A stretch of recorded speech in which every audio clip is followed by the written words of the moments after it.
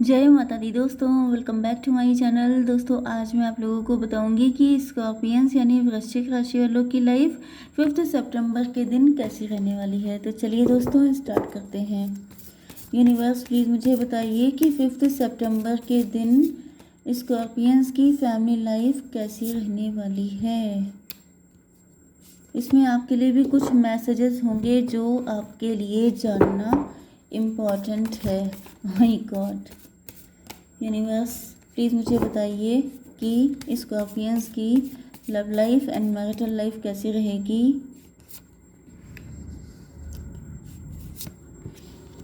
5 सितंबर के दिन देखिए, यहाँ पे nothing will come of this situation आ चुका है एंड कंट्रोल। आप अगर अपनी फीलिंग को कंट्रोल कर रहे हैं, आप किसी के कंट्रोल में हैं, आप गुस्से को कंट्रोल कर रहे हैं, आप किसी भी तरह की चीज़ों को कंट्रोल कर रहे हैं तो उनको रिलीज़ कर दीजिए। क्यों? क्योंकि इससे आपको कुछ भी हासिल होने वाला नहीं है।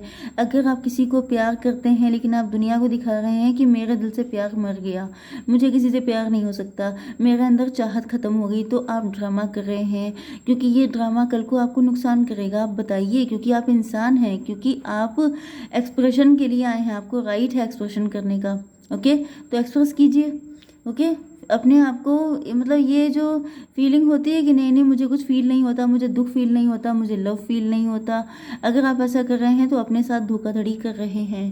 दूसरी चीज़ ये है, we are the world cycle चल रही हो सकती है, या फिर लौट फिर के आपके पार्टनर ही आपकी लाइफ में आ गए हैं। एंड मतलब कि ये कोई पास्ट का पर्सन है, एक्स है आपका, जिनके साथ एक टाइम पर इन्होंने आपको वैल्यू नहीं दी थी। आज आपका टाइम आ गया है तो आप सोच रहे हैं मैं क्यों वैल्यू दूं। तो यहाँ पर आपसे कहा जा रहा है it's time to release negativity because it's all about timing. मतलब ये टाइम की बात है, इंसान की कभी गलती नहीं होती है, ये वक्त होता है। वक्त इंसान को पपेट की तरह नचाता है। तो यहाँ पर आपसे कहा जा रहा है कि किसी इंसान को ब्लेम मत कीजिए, क्योंकि आप भी वक्त के अंडर में हैं एंड वो भी वक्त के अंडर में ही हैं। ओके, तो नेगेटिविटी रिलीज कर दीजिए। अब ये बात अलग है कि आप पास्ट के पर्सन को एक्सेप्ट करना चाहते हैं, नहीं करना चाहते हैं, या किसी ने आपके साथ गलत किया था। अब आप जैसे कई बार ऐसा होता नहीं है कि आपका पास्ट बड़ा ख़राब होता है लेकिन फिर आप राइज कर जाते हैं, ग्रो कर जाते हैं। तो आपको ये समझना चाहिए कि आपने ग्रो इसीलिए किया है क्योंकि पास्ट आपका बुरा था, वरना हर कोई शाइन करने की दम नहीं रखता है। तो पास्ट ने ही आपको प्रमोट किया है जो आज आप बने हैं। लेकिन उस टाइम के ग्रजेस को ख़त्म कर दीजिए कि जैसे उस टाइम के लोग जब भी आपको दिखाई पड़ते होंगे आपका खून खोल जाता होगा कि इन्होंने भी तब मेरा साथ नहीं दिया था। मतलब आप इन बातों को ज़्यादा अगर बोलेंगे तो वो एनर्जी जो है वो ज़्यादा फैलेगी। ओके, मैनिफेस्ट हो जाएगी। You and your loved ones are safe. आप अपनी फैमिली को लेके काफ़ी कंसर्न रहते हैं, अपनी फैमिली को छोड़ के जाना नहीं चाहते हैं आप। ये आपका कंफर्ट जोन बन गया है। यस, कंफर्ट जोन में आ चुके हैं आप लोग, तो आपको इससे निकलना है। ओके, आप दिखा रहे हैं कि नहीं नहीं मुझे किसी की नीड नहीं है, लेकिन बात तो ये है कि नीड है आपको। ऑर्डनरीनेस, आप बहुत ज़्यादा ऑर्डनरी हो सकते हैं या फिर आपको थोड़ा सा ऑर्डनरी रहने की ज़रूरत है, मतलब ज़मीन पे रहने की ज़रूरत है। ईगो नहीं करना है, किसी को छोटा फील नहीं कराना है, किसी को नीचा नहीं दिखाना है। अगर आप ऐसा कर रहे हैं तो यहाँ पे 8 नंबर है, ध्यान रखिएगा। कर्मा, कर्मा हिट बैक करता है।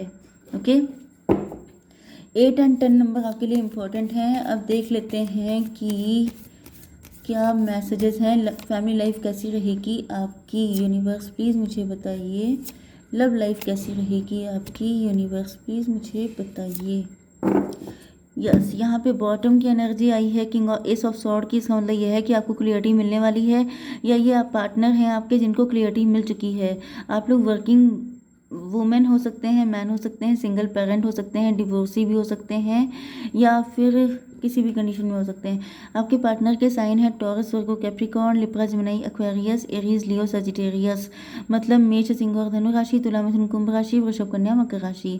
इंपॉर्टेंट नंबर है आपके लिए 1 1 7 6 5 1 5 6 7 9। ये नंबर आपके लिए इम्पोर्टेंट है। Okay,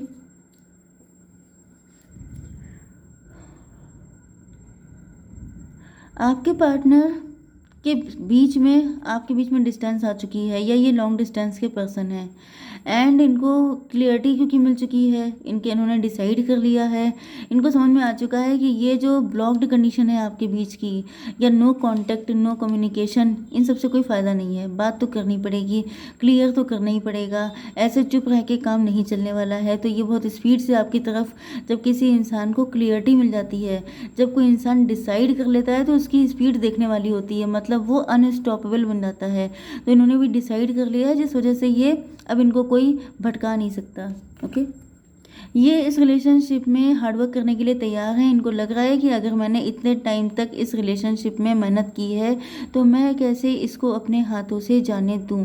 it's time to release negativity. इनके मन में नेगेटिविटी हो सकती है, या फिर आपके दिल में हो सकती है।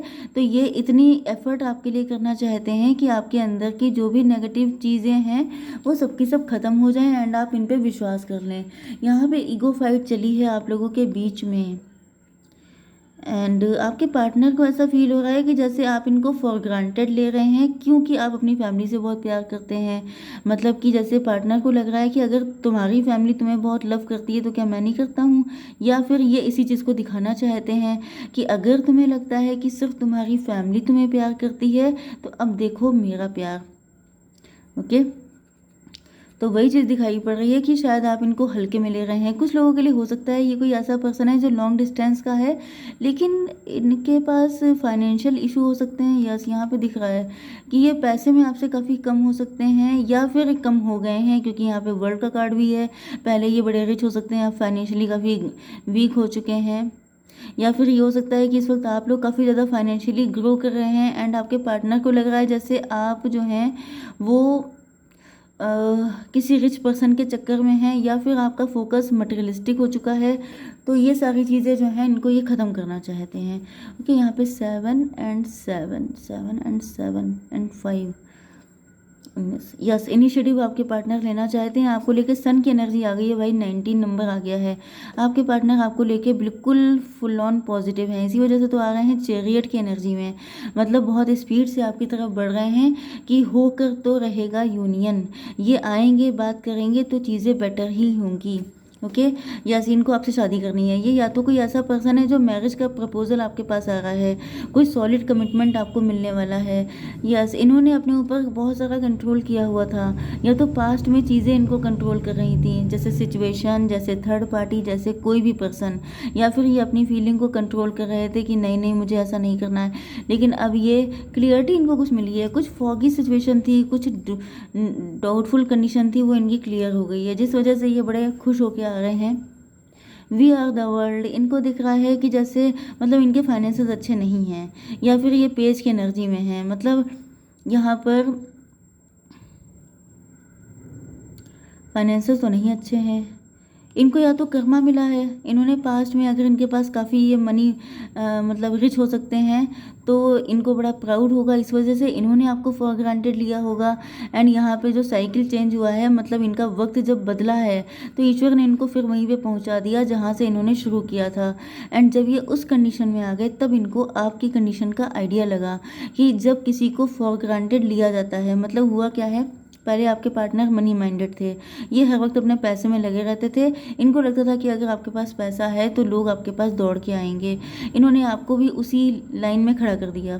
ओके, लेकिन अब क्या हुआ है, अब टेबल टर्न हो गई है। अब आप लोग फाइनेंशियली स्ट्रांग हो चुके हैं, अब आपके पास टाइम नहीं है। एंड आपके पास टाइम क्यों होने लगा, क्योंकि इनके पास तो कभी था ही नहीं आपके लिए।